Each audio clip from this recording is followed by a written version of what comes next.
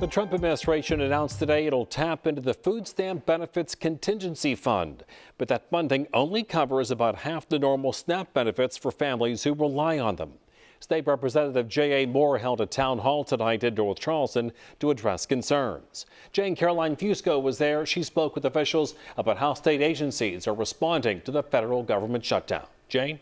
Bill, officials from the Departments of Public Health, Social Services, and other state agencies came together to explain what help is still available for families affected by the ongoing government shutdown. This is not a time to be divisive. This isn't a time to point fingers at anybody or otherize somebody or any of that. This is time for us to come together as a community and all of us help out.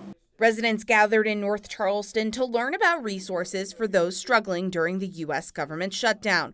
Earlier on Monday, Governor Henry McMaster mobilized the State Guard in the Midlands to assist families affected by the federal SNAP pause. Daryl Morris with the Charleston County Department of Social Services says the complete loss of benefits would impact 12 to 15,000 households in the county. We were able to, put sort of a plan in place where if someone comes to the Department of Social Services office here in Charleston County, we pretty much have a referral list to, send families to who are willing to provide, those type of food resources.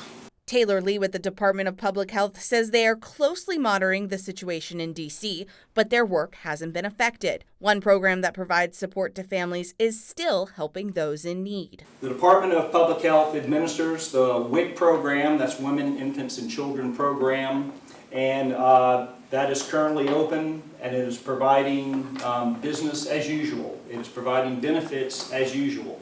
Officials want to assure Medicaid recipients in South Carolina to not be worried about their status. People who are eligible for Medicaid will continue their eligibility as long as they meet those categorical, those income requirements, and non-financial requirements.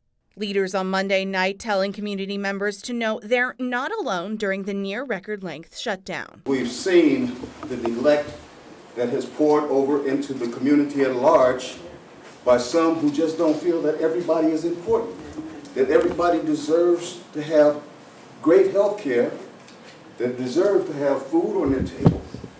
And we're here now to address inside of the dark clouds, the silver linings of opportunity.